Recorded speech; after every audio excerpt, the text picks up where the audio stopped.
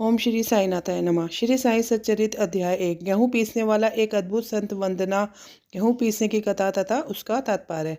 पुरातन पद्धति के अनुसार श्री हेमाडपंत श्री साई सच्चरित का आरंभ वंदना करते हैं।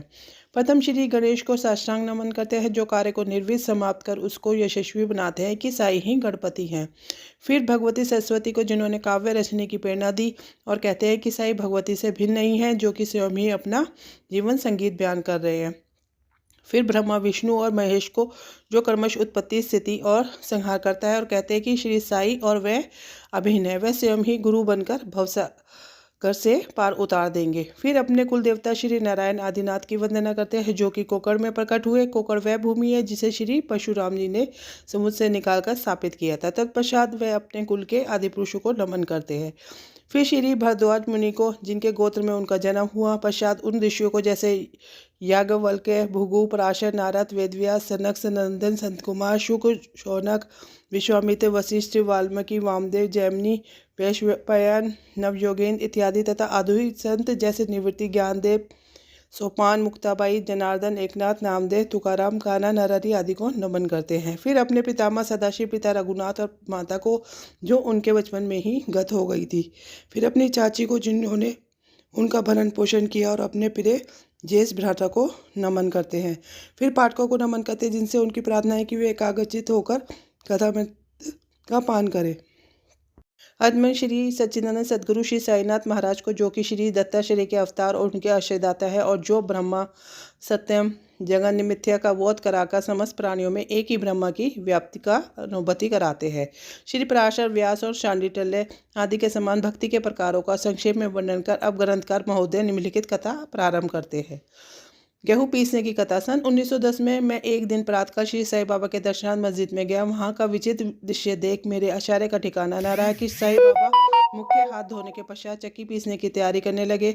उन्हें फर्श पर एक टाट का चुकटा बिछा उस पर हाथ से पीसने वाली चक्की में गेहूं डालकर उन्हें पीसना आरंभ किया। मैं सोचने लगा कि बाबा को चक्की पीसने से क्या लाभ। उनके पास ना तो कोई घर, अपना निर्वाह भी भिक्षावृत्ति द्वारा ही करते हैं। इस घटना के समय वहां उपस्थित अन्य व्यक्तियों की भी ऐसी ही धारणा थी, परंतु उनसे पूछने का साहस किसे था। बाबा के चक्की पीसने का समाचार शीघ्र ही सारे गांव में फैल गया, और उनकी यह विचित्र लीला देखने के हेतु तत्काल ही नर नारियों की भीड़ मस्जिद की ओर दौड़ पड़ी। उनमें से 4 निडर स्त्रियां भीड़ को चीरती हुई ऊपर आई और बाबा को बलपूर्वक वहां से हटाकर हाथ से चक्की का कूटा छीनकर तथा उनकी लीलाओं का करते हुए उन्हें गेहूं पीसना प्रारंभ कर दिया। पहले तो बाबा क्रोधित हुए, परंतु फिर उनकी भक्ति भाव देखकर वह शांत होकर मुस्कुराने लगे। पीसते पीसते उन स्त्रियों के मन में ऐसा विचार आया कि बाबा के ना तो घर द्वार है, और ना कोई बाल बच्चे, और ना कोई देखरेख करने वाला है। वह स्वयं भिक्षावृत्ति द्वारा ही निर्वाह करते हैं, अतः उन्हें भोजन आदि के लिए आटे की आवश्यकता ही क्या है। बाबा तो परम दयालु, हो सकता है वह आटा हमें सब लोगों में ही वितरण कर दे। इन्हीं विचारों में मगन रहकर गीत गाते गाते उन्होंने सारा आटा पीस डाला। तब उन्होंने चक्की को हटाकर आटे की 4 समान भागों में विभक्त कर दिया, और अपना अपना भाग लेने वहाँ से जाने को उगत हुई। अभी तक शांत मुद्रा से मगन बाबा तक्षण ही क्रोधित उठे। उन्हें अपने शब्द कहने लगे कि स्त्रियों, क्या तुम पागल हो गई? तुम किसके बाप का माल हड़प पर ले जा रही हो? क्या कोई कर्जदार का माल है जो इतनी आसानी से उठाकर लिए जा रही हो?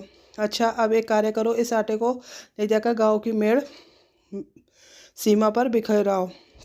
मैंने श्रीवासियों से प्रश्न किया कि कुछ बाबा ने अभी किया है, उसका यथार्थ में क्या तात्पर्य है। उन्होंने मुझे बताया कि गांव में विषुची का, जो कि हैजा का जोरों से प्रकोप है, उसके निवारणार्थ ही बाबा का यह उपचार है। अभी जो कुछ हमने पीसे देखा वह गेहूं नहीं वरन विषाचुका थी, जो पीसकर नष्ट कर दी गई थी। इस घटना के पश्चात सचमुच विषुचुका की सकारात्मकता शांत हो गई और ग्रामवासी सुखी हो गए। यह जानकर मेरी प्रसन्नता का पारावार न रहा। मेरा कौतूहल जागृत हो गया। मैं स्वयं ही प्रश्न करने लगा कि आटो और विषुचुका रोग का भौतिक और पार्श्विक संबंध क्या है, इसका सूत्र कैसे ज्ञात होगा। घटना बुद्धि में इसी प्रतीत नहीं होती। अपने हृदय की संतुष्टि के हेतु इस मधुर लीला का मुझे 4 शब्दों में महत्व अवश्य प्रकट करना चाहिए। लीला पर चिंतन करते हुए मेरा हृदय प्रफुल्लित हो उठा, और इस प्रकार बाबा का जीवन चरित्र लिखने के लिए मुझे प्रेरणा मिली। यह लोगों को तो विदित ही है कि यह कार्य साईं बाबा की कृपा और शुभ आशीर्वाद से सफलतापूर्वक संपन्न हो गया। आटा पीसने का तात्पर्य।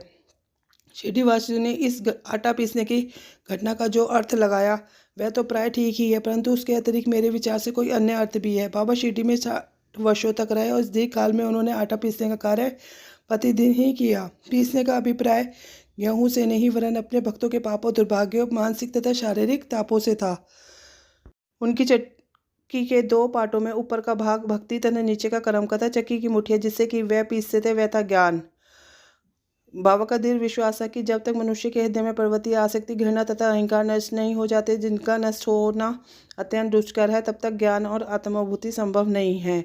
यह घटना कबीरदास जी की उसके तदंतपूर्व घटना की स्मृति लाती है। कबीर जी दास जी एक स्त्री को अनाज पीसते देखकर अपने गुरु दीप्ति निरंजन से कहने लगे कि मैं इसलिए रुदन कर रहा हूँ कि जिस प्रकार अनाज चक्की को पीसा जाता है उसी प्रकार मैं भी भवसागर रूपी चक्की में पीसे जाने की यातना का अनुभव कर रहा हूँ।